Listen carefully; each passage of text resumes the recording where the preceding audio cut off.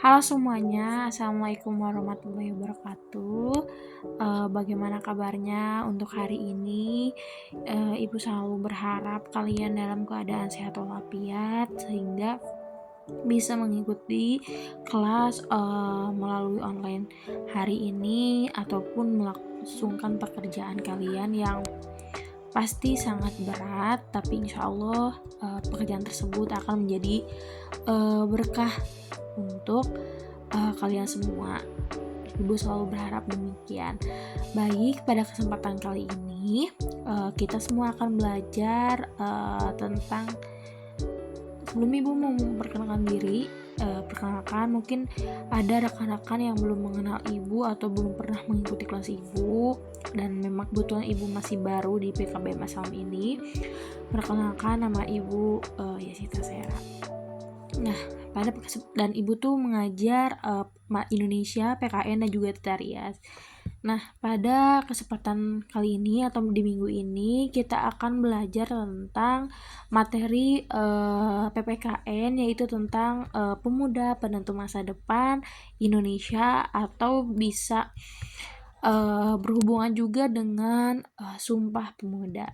Nah, sebelumnya di sini udah pada tahu belum nih Sumpah Pemuda itu tuh apa?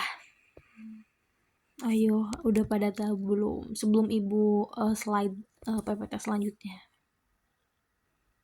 Oke. Jadi kalau kalian menjawab, mungkin di sana menjawab Sumpah Pemuda itu tuh sesuatu janji atau ikrar yang diungkapkan oleh kaula muda atau orang-orang muda, itu tuh benar juga karena itu adalah bahasa sederhananya atau bahasa kita. Dan betul tadi bahwa Sumpah Pemuda itu tuh ada suatu ikrar yang sesuatu ikrar yang diungkapkan oleh kaula muda. Nah, ada yang tahu nggak Sumpah Pemuda itu tuh di hari apa? Bukan hari, di tanggal berapa? Mungkin si Sumpah Pemuda ini tuh sudah menjadi Sudah menjadi suatu tanggal sekian tuh sudah menjadi hari peringatan Sumpah Pemuda sampai hari ini. Ayo, ada yang tahu belum? Sebelum ibu slide selanjutnya. Oke, kalau misalnya ada yang tahu dan ternyata benar, kalian hebat. Dan kalaupun kalian belum tahu atau mungkin kalian lupa, nggak apa-apa, kita belajar bareng-bareng lagi ya. Jadi hari Sumpah Pemuda itu diperingati pada tanggal 28 Oktober. Jadi biasanya setiap tanggal 28 Oktober itu tuh diperingati hari Sumpah Pemuda sampai saat ini. Dan ini kita maju ya di slide selanjutnya. Itu ada tadi Sumpah Pemuda. Pertama ada pengertian Sumpah Pemuda. Sumpah Pemuda sendiri tadi jika disederhanakan adalah suatu ikrar yang digerakkan oleh kaula muda seperti kita gitu. Karena ibu lihat kayaknya tuh di PKB Masalam ini tuh banyak juga nih kaula mudanya. Jadi kalian tuh adalah suatu penentu masa depan gitu. Karena pemimpin di era sekarang pasti akan ada masanya untuk berhenti atau pensiun dan diteruskan oleh kalian semua. Tidak hanya mesti pemimpin, tapi semangatnya pun akan diteruskan oleh kalian. Jadi bisa kalian lihat di sini, Sumpah Pemuda adalah suatu tonggerakan utama dalam sejarah penggerakan kemerdekaan Indonesia. Ikrar ini dianggap sebagai kristalisasi semangat untuk menegaskan cita-cita berdirinya negara Indonesia. Nah, tadi ya, Sumpah Pemuda adalah suatu gebrakan, bahasa kitanya ya, suatu gebrakan, suatu gerakan yang bergerak oleh kaula muda atau anak-anak muda yang bertujuan untuk mendirikan atau menegaskan cita-cita negara Indonesia, dimana itu tuh sangat berpengaruh gitu. Kita tuh jangan pernah berpikir bahwa kaula muda tuh tidak berpengaruh atau misalnya tuh tetap tidak akan bisa didengar. Tidak seperti itu. Justru dari sejarahnya pun sudah ada pergerakan dari kaum Kaula Muda. Nah, Sumpah Pemuda ini diperingati pada tanggal 28 Oktober. Hal itu tuh selaras dengan Kongres Pemuda yang diselenggarakan 2 hari pada zaman dahulu, yaitu yang pertama ada tanggal 27 Oktober 1928 di Batavia, dan yang kedua tanggal 28 1982 di Batavia. Tapi kenapa tanggal yang diambil itu 28 Oktober? Dikarenakan hasil rapat dari 3 kali pertemuan atau ya 3 kali sesi itu yang mencetus tuh di tanggal 28 Oktober. Lalu di slide selanjutnya rekan-rekan bisa membaca ya, Sumpah Pemuda itu tuh gimana sih caranya penggerakan atau dongkrak dari masa Sumpah Pemuda itu. Jadi waktu itu Himpunan Pelajar-Pelajar Indonesia atau bisa disebut dengan PPI itu tuh membuat rapat atau Kongres Pemuda 2 yang dilaksanakan dalam 3 sesi di tempat yang berbeda juga gitu. Yang dikumpulkan oleh pelajar-pelajar Indonesia. Jadi waktu itu tuh kalau ada yang nanya nih, gimana Bu caranya Kaula Muda waktu itu melakukan pergerakannya gitu, atau menebarkan semangat nasionalismenya, semangat Indonesianya gitu. Nah, Kaula Muda pada saat itu mengibarkan atau mengembangkan semangat tersebut tuh dengan melaksanakan kongres atau rapat 3 kali sesi yang dilaksanakan di 3 tempat yang berbeda.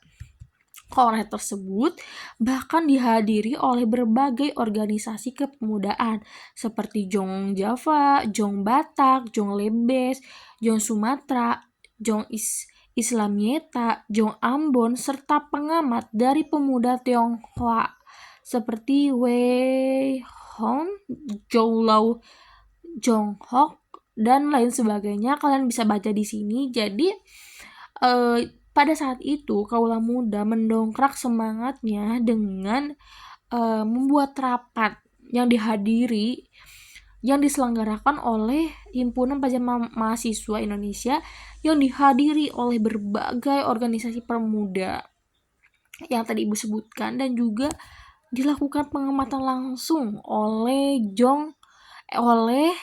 pemuda Tionghoa. Keren banget ya waktu itu. Jadi kalian tuh jangan pernah berpikir kita tuh nggak bisa apa-apa Bu, kita tuh nggak bisa apa-apa gitu. No, kalian tuh didengar, kalian tuh bisa menebarkan hal-hal positif, menebarkan hal-hal yang baik gitu. Tidak hanya selalu untuk perang, tapi dengan kalian menebarkan semangat jiwa nasionalisme, itu tuh suatu hal yang dapat menentukan perjuangan Indonesia gitu. Karena dengan hal tersebut itu tuh membangun motivasi dari satu orang ke satu orang lain dan banyak orang lainnya lagi. Oke, sebentar ya. Nah, di slide selanjutnya itu ada tentang pengertian atau penjelasan terkait kongres yang dilaksanakan 3 kali tersebut. Mungkin kalian akan bertanya, Ibu 3 kali itu tuh apa aja dan bagaimana kan? Oke, di slide selanjutnya ini kita akan membahas. Nah, rapat atau kongres yang diikuti oleh berbagai organisasi pemuda dan dilakukan pengamatan oleh Tiongkok itu tuh dilakukan 3 kali, yaitu yang pertama di hari Sabtu tanggal 27 Oktober 1928. Kegiatan tersebut dilaksanakan di gedung Katholieke Jonglieongbon atau biasa disingkat dengan KJB Waterlooville, diketuai oleh Sugondo Jojo Puspito, yaitu dengan cara memperkuat semangat persatuan dalam sanubari pemuda. Keren banget ya, di rapat tersebut tuh bertemakan hal tersebut dan bertujuan hal tersebut yaitu memperkuat semangat persatuan dalam sanubari pemuda. Kenapa tema dan tujuan tersebut diambil? Karena Sugando waktu itu mempercayai bahwa Indonesia mempunyai 5 faktor yang memperkuat persatuan Indonesia. Yaitu yang pertama ada sejarah kita yang luar biasa banyak sekali, terus bahasa kita bahkan bahasa yang harus sepertinya oleh berbagai negara dipelajari, hukum, adat, pendidikan, dan kemauan. Banyaknya berlimpahnya populasi manusia di Indonesia ini mengakibatkan kita memiliki banyak hukum, adat istiadat, pendidikan, dan kemampuan yang beragam. Hal itu tuh tidak hanya selalu menjadi ancaman, tapi juga menjadi suatu hal yang harus memperkuat semangat kita dalam persatuan sanubari dalam pemuda. Lalu selanjutnya di rapat kedua yang tadi Ibu sebutkan, yaitu di Minggu 28 Oktober 1928. Nah, di mana sih rapat ini dilaksanakan? Rapat ini dilaksanakan di Old Java Bioskop. Nah, apa sih yang menjadi inti permasalahan dalam rapat kedua ini? Nah, pada rapat kedua ini yang menjadi permasalahan adalah pendidikan. Pembicara dari rapat kedua ini yaitu ada Puerno Mowelan dan Sarmidi Mangoesarkono. Nah, tujuan daripada permasalahan pendidikan ini apa sih, Bu? Tujuan dari rapat yang bertema masalah pendidikan ini kalian bisa baca atau Ibu jelaskan di mana tujuan atau harapan dari rapat masa pendidikan ini yaitu anak harus mendapatkan pendidikan kebangsaan. Karena kan tadi tujuan dari adanya rapat Kongres Pemuda ini tuh untuk meningkatkan jiwa nasionalisme kita sebagai kaula muda, untuk memperkuat Indonesia gitu kan. Jadi tentunya seorang anak tuh harus mempelajari pendidikan kebangsaan, lalu harus ada keseimbangan antara di sekolah dan juga di rumah. Jadi kalau bahasa sekarangnya itu disebutnya parenting, atau juga bisa disebutnya dengan keseimbangan apa yang diajarkan di sekolah dengan apa yang diajarkan oleh orang tua di rumah. Jadi nanti rekan-rekan yang akan berkeluarga atau mungkin yang sudah berkeluarga di sini, kita tuh harus memperhatikan anak kita, karena apalagi anak-anak di usia dini atau anak kecil ya, karena mereka tuh golden age atau usia emas, dimana mereka tuh akan meniru apa yang kita lakukan gitu. Jadi lakukanlah hal-hal baik gitu, karena mereka tuh tidak cukup jika hanya belajar di sekolah, tapi mereka juga harus mendapatkan pembelajaran dari orang tuanya di rumah ataupun dari lingkungannya di rumah. Oke, lalu yang ketiga ada rapat penutup di Indonesia Club Gerbau di Jalan Kramat Raya 106. Nah, ini tuh juga menjelaskan tentang pentingnya nasionalisme. Aduh, Ibu typo ya, itu ketikanya salah, harusnya pentingnya ya. Bukan U tapi Y. Pentingnya nasionalisme dan demokrasi. Bahkan Ramlan mengemukakan gerakan kepanduan tidak bisa dipisahkan dari gerakan nasionalisme. Misalnya disiplin dan mandiri. Nah, sifat disiplin dan mandiri itu tidak bisa diterapkan ke orang lain terlebih dahulu, tapi harus diperhatikan itu kita dulu. Jadi kita tidak bisa memandirikan orang lain, mendisiplinkan orang lain jika kitanya pun tidak bisa. Jadi sebelum kita memberikan orang lain wejangan atau ibaratnya mematahan, kita dulu yang melakukan. Sebelum kita mendisiplinkan orang lain, kita juga harus disiplin terlebih dahulu. Nah, ini yang paling penting. Di slide ini, mungkin kalian akan bertanyakan, apa sih Bu hasil dari rapat kedua? Nah, isi dari Sumpah Pemuda atau hasil rapat pemuda kedua adalah yang pertama, kami ini tuh janji ya, ikrar pemuda-pemudi pada rapat kedua pada saat itu yang mungkin harus kita teladani, harus kita terapkan sampai saat ini. Yang pertama yaitu kami putra-putri Indonesia mengaku bertumpah darah, yang satu tanah Indonesia. Kami putra dan putri Indonesia mengaku bertumpah darah, yang satu tanah Indonesia. Ini kenapa tulisannya satu ada O-nya, satu E? Karena ini kan zaman dahulu ya, mereka belum memahami aljabar yang sesuai dan pas. Jadi kayak yang jadi jang gitu, tapi ini maksudnya yang, jadi gitu loh. Lalu yang kedua, kami putra putri Indonesia mengaku berbangsa, yang satu bangsa Indonesia. Nah, kalian harus memahami apa sih kalimat atau makna-makna dari kalimat ini. Kalian tuh harus menjadi putra-putri Indonesia tuh yang seperti apa. Lalu yang ketiga ada kami putra-putri Indonesia menjunjung bahasa persatuan, bahasa Indonesia. Nah, walaupun kita setiap daerah itu tuh memiliki banyak bahasa ya, punya banyak bahasa, lagam, tapi tetap kita harus menjunjung bahasa persatuan Indonesia, itu bahasa Indonesia. Jangan mentang-mentang misalnya kalian tuh orang Karangnunggal, terus kalian ke Padang, pasti kan beda tuh lagam bahasanya. Kalian menjadikan itu tuh suatu perkelahian. Jadi kayak apaan sih bahasanya gitu tuh? No, nggak bisa, karena itu tuh wajar dengan banyaknya kita, itu tuh menjadi suatu keanekaragaman. Jadi jangan jadikan bahasa yang berbeda dari setiap daerah itu tuh menjadi perseteruan atau perkelahian. Tidak, karena kita harus ingat poin ketiga dari Sumpah Pemuda, itu menjunjung persatuan bahasa Indonesia. Nah, di slide ini itu ada kepanitiaan Kongres Pemuda. Mungkin kalian ingin tahu kan, siapa aja sih Bu yang menjadi ketua, wakil ketua, maaf, ketua, sekretaris, pembantu satu.